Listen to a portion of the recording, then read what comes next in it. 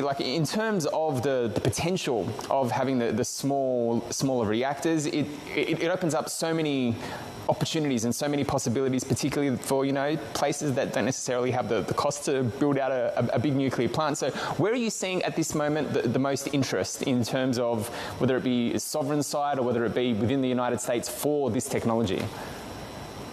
So since we announced the launch on May 4th, we have actually seen substantial global interest, so including the United States, but interest from Japan, from India, from the Philippines and Indonesia. And as you mentioned, the applications for this technology are very vast. So let's start with electricity, of course. First and foremost, nuclear power plants are known for producing electricity, but there are ancillary and beyond electricity benefits from nuclear power plants, including our AP300 small modular reactor technology. And that includes the high quality steam that is produced that can be used for district heating applications. It can also be used to generate hydrogen. And so we're getting interest from manufacturing facilities that include ammonia production plants, industrial sites that want to have 24/7 reliable baseload power, and some entities that want to remain behind the meter, if you will, and just want to be independent and have this clean base and firm power source. Right. I just want to get a sense, Rita, on what sort of collaboration would be required to increase capacity for some of these nuclear reactors, these smaller modular nuclear reactors at this stage. I believe China is doubling down its efforts on the same. Is it only a government-led project, or is there scope for public-private partnership as well, PPP as well? It's both. So you're right that China has been steadily expanding its nuclear power fleet, but there are many countries and communities around the world that are very interested in nuclear power. In some of my prior roles, I was a very strong advocate, and I continue to be a strong advocate for private-public partnerships.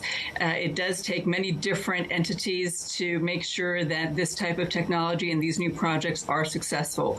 And so one example is certainly to have a utility or operator partner along with a developer, along with an engineering contracting firm.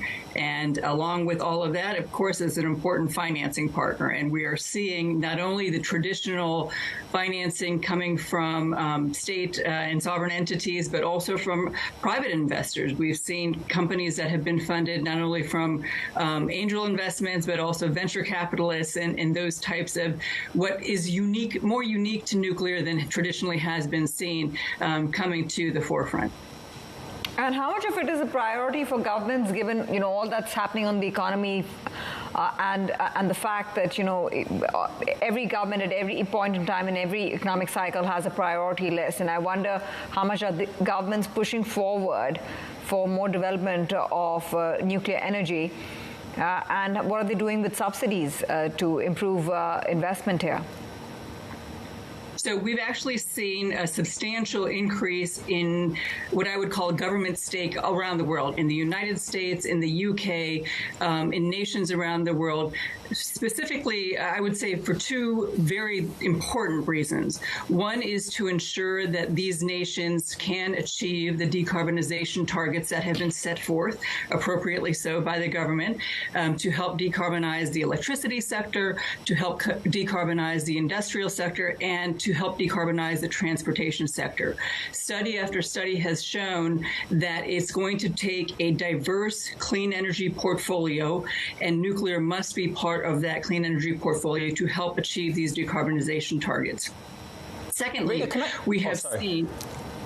I was going to say, secondly, we have seen the importance of energy security and energy independence, and nuclear power provides both of those. And so we've seen a resurgence in the interest in nuclear power, both for the decarbonization side of things, but also the energy independence that it offers.